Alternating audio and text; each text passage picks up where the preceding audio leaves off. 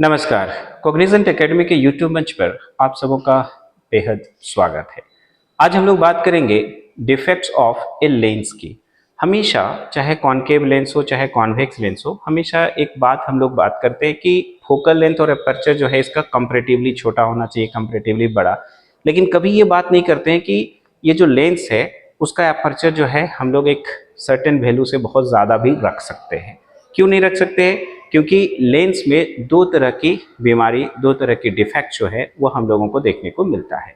तो आज हम लोग चर्चा करेंगे डिफेक्ट्स ऑफ ए लेंस की, जहां पे हम लोग स्फेरिकल एबरेशन और क्रोमेटिक एबरेशन इन दोनों की ही बात करेंगे। बेसिकली जो आपने पढ़ा है रिफ्रैक्टिंग टाइप टेलीस्कोप, उसमें हमने बताया कि जो एज एन ऑब्जेक्टिव हम लोग इस्तेमाल करते हैं वो कॉन्वेक्स लेंस होता है। लेकिन जो रिफ्लेक्टिंग टाइप टेलीस्कोप है उसमें हम लोग क्या करते हैं कि जो ऑब्जेक्टिव है वहां पर जो कॉन्वेक्स लेंस है उसको हटाकर हम लोग कॉनकेव मिरर इस्तेमाल करते हैं। तो ऐसी परिस्थिति क्यों बनी कि हम लोग जो लेंस है उसको हटा के मिरर इस्तेमाल करते हैं? आइए आज हम लोग उसको विस्तार पूर्वक देखेंगे। तो दो तरह का होता है। इसमें पहली बात हम लोग करेंगे स्फेरिकल एबरेशन क्या होता है। तो यहाँ पर अगर एक सिंपल एक कॉन्वेक्स लेंस है तो उस कॉन्वेक्स लेंस की कैपेबिलिटी क्या होती है आप समझिए। अगर ये सपोज करिए एक कॉन्वेक्स लेंस है, राइट, और यहां पर अगर हम लोग देखें ये हम लोगों का क्या हो गया उसका प्रिंसिपल एक्सिस। तो एक कॉन्वेक्स लेंस की कैपेबिलिटी क्या होती है कि जितने भी पैरेलल रेज ऑफ लाइट हैं उन सारे के सारे पैरेलल रेज ऑफ लाइट को प्रिंसिपल एक्सिस के एक खास पर्टिकुलर पॉइंट पे कन्वर्ज कर देना। लेकिन अगर हम लोग कॉन्वेक्स लेंस का जो अपर्चर है उसको एक सर्टेन वैल्यू से अगर ज्यादा ले लेते हैं देन दैट टाइम ये करने में, यानी कि जितने भी पैरेलल रेज हैं उनको प्रिंसिपल एक्सिस के एक पॉइंट पे कन्वर्ज करने में कैपेबल नहीं रहता है। तो एक्चुअल में स्फेरिकल एबरेशन क्या है? It is an inability of a lens to converge all the parallel rays of light at a single point on the principal axis. जैसे कि अगर हम लोग कहें यहाँ पर, ठीक है, यहाँ पे अगर हम लोग बात करें ये जो है हम लोगों का मार्जिनल रेज है, राइट। इसको हम लोग क्या बोलेंगे?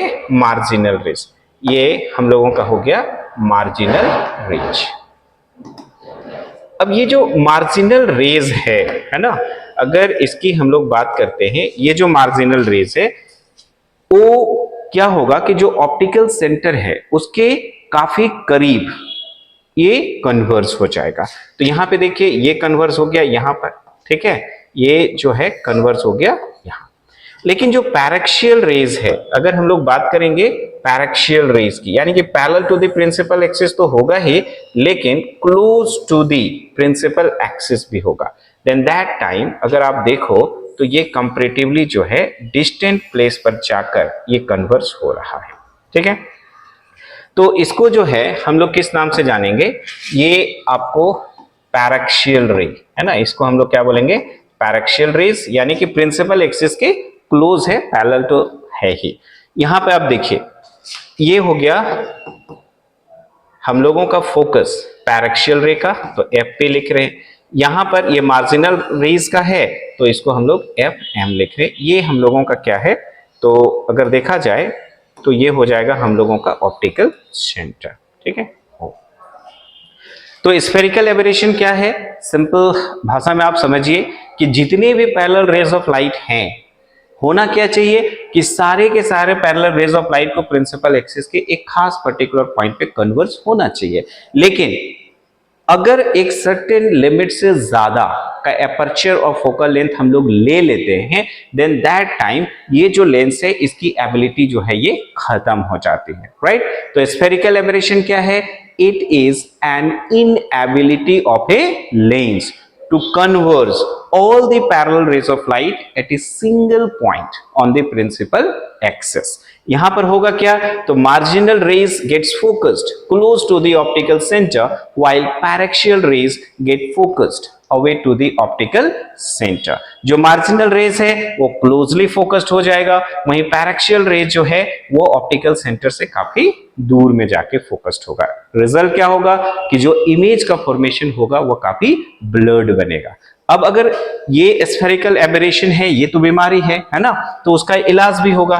तो अगर हम लोग इसके रिमेडी की बात करें कि आखिर इस स्फेरिकल एबरेशन जो है उसको हम लोग ठीक कैसे करें, तो सारी बीमारियों का एक इलाज है। और वो इलाज क्या है कि अगर बीमारी है तो बीमार को हटाओ, साथ ही साथ उसका बीमारी भी चला जाएगा। तो सारी बीमारी किस में है? कॉन्वेक्स लेंस की है। तो अगर हम लोग कॉन्वेक्स लेंस को रिप्लेस कर दे किसके साथ? एक कॉनकेव मिरर के साथ। क्यों करेंगे?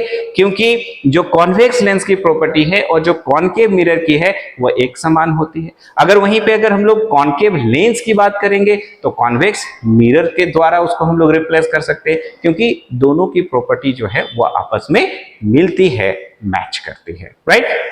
तो यहां पर देखिए रेमेडी क्या है। तो सबसे पहला जो है, ठीक है, वो क्या कर सकते हैं कि ये जो लेंस है उसको रिप्लेस करके हम लोग एक मिरर इस्तेमाल करें, राइट। पैराबोलिक मिरर जो है वो हम लोग इस्तेमाल करें, कॉन्वेक्स लेंस को हटा दें और उसके जगह में जो इक्विवेलेंट कैपेबिलिटी का, क्वालिटी का हम लोग जो है मिरर इस्तेमाल कर। जैसे यहां पर अगर हम लोग कॉन्वेक्स लेंस का एग्जांपल देख रहे हैं तो इसके जगह में हम लोग कॉनकेव मिरर जो है वो इस्तेमाल करते हैं। दैट्स व्हाई जो रिफ्रैक्टिंग टाइप टेलीस्कोप है उसमें एज एन ऑब्जेक्टिव जो कॉन्वेक्स लेंस होता है उस कॉन्वेक्स लेंस को रिप्लेस किया जाता है किसके केस में? रिफ्लेक्टिंग टाइप टेलीस्कोप में। किसके जरिए?